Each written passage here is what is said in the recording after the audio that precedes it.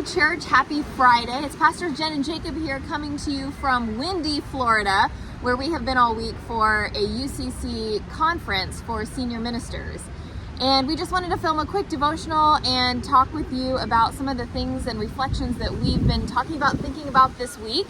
The one that is most predominantly on my mind is how grateful I am every time I get together with a group of pastors and talk about our churches. We always compare notes, especially in this era of COVID, about what's been working, what the challenges have been, and kind of where we think we're going in the future. And I'm always so grateful that Claremont UCC is a healthy church, a church that continues to grow, a church that isn't facing crazy, weird, difficult challenges. One of the churches we talked with up in Oregon, it turns out they're built on top of a failing salmon culvert, and so they have to apply to become a tree farm so that they can raise the money. Get money through a grant to repair get $15 million of repairs. $15 million. Other churches are dealing with furious lawsuits, and it's a lot. And so we walk away from these conversations just so grateful that Claremont UCC is in a healthy place, both financially and spiritually, and that we have so many great things happening, great ministries happening, growth happening, friendships and relationships, and a lot of great ministry.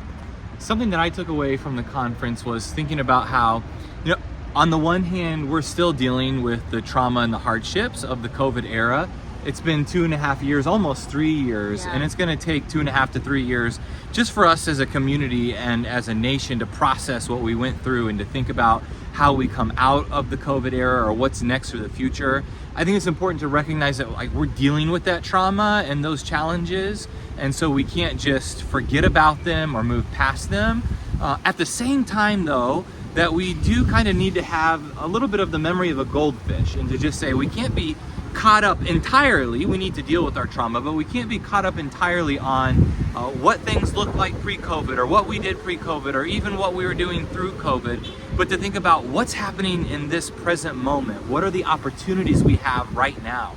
And I think there are a lot of opportunities we have right now if we think about it, just the ways in which we have shifted into these digital connections that we have with one another.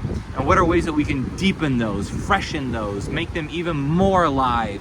And at the same time as we, have come into this new in-person sphere post-COVID, I think the church is really primed to be a prime place where people form deep, meaningful connections and relationships. That's always been part of the church. It's why I think the church is so vital.